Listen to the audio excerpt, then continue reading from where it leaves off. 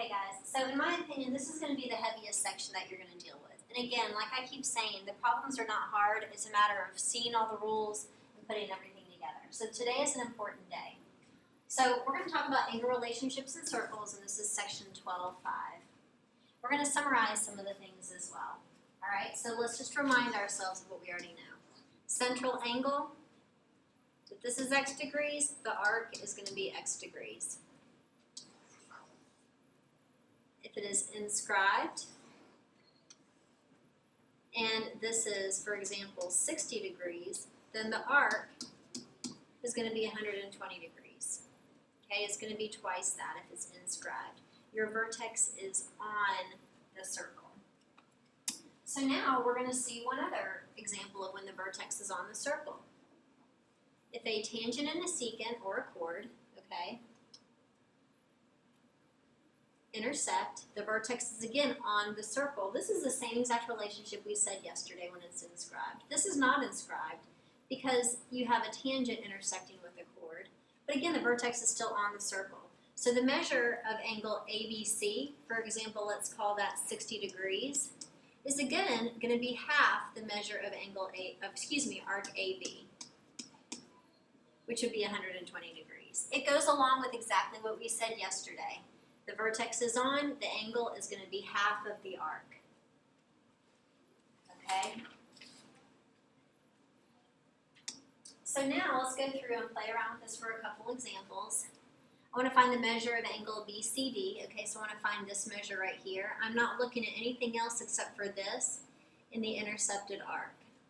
Okay, so that means that this angle measure, BCD, is going to be half of 142.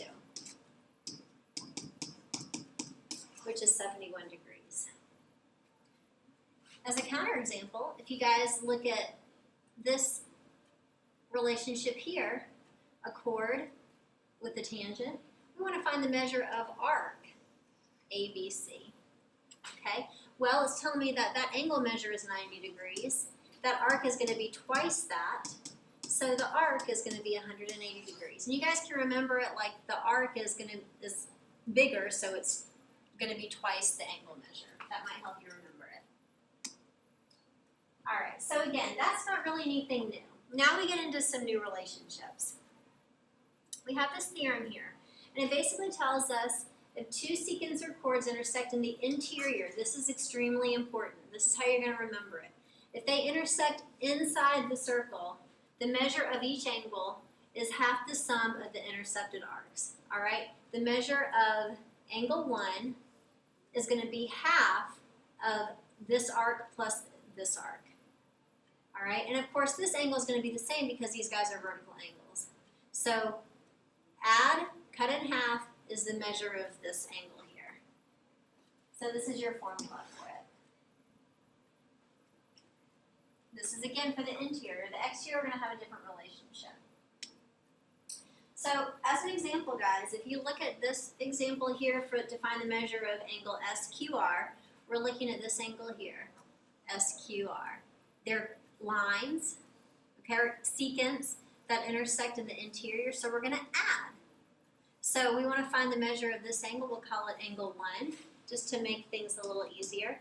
The measure of angle 1 is going to be half the intercepted arc plus the intercepted arc.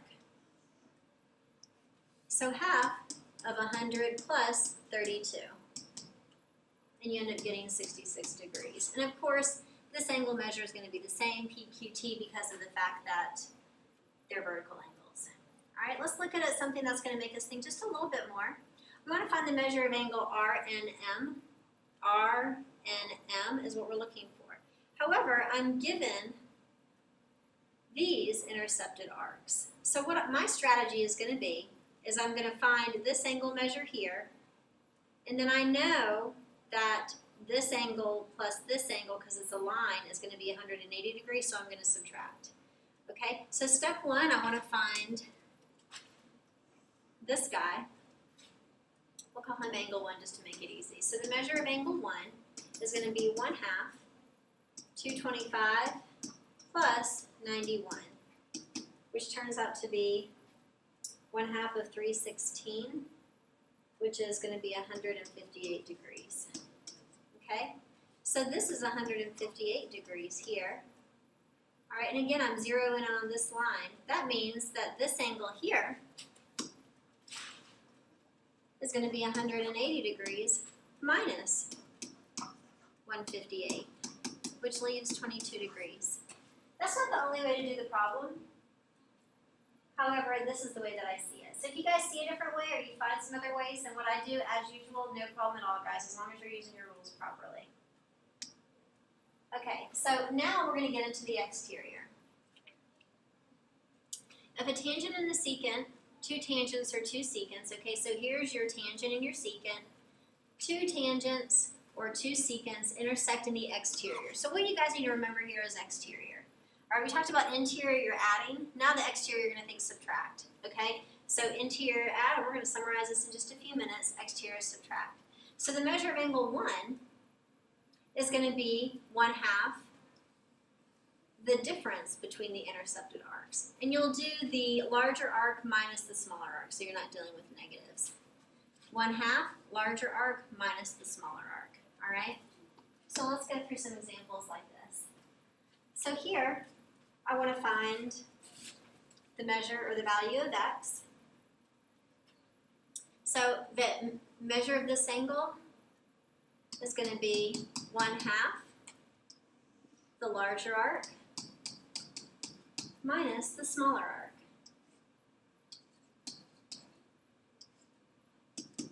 Okay, which is 38 degrees. So let's look at this one here and see how it's a little bit different. So I want to find the value of x, all right? And we know that it's going to be 1/2 the larger arc minus the smaller arc. Well, we don't know what this larger arc is. However, how many degrees are in a circle? 360. So if this is 132, then this is going to be 360 minus 132. So this exterior, or this piece here, this outside arc is going to be 228 degrees. So like I told you guys the other day, don't forget about that 360. That 360 is your friend when you're dealing with your circles. Okay, and then you end up getting 48 degrees. So let's just put all this together. This is pretty much what summarizes what we dealt with in the last two sections, guys. If your vertex is on a circle, then the angle measure is half of the intercepted arc. This is 60 degrees, this is 120 degrees. Likewise, if you have a secant and a tangent, just like I told you before, your vertex is on the circle.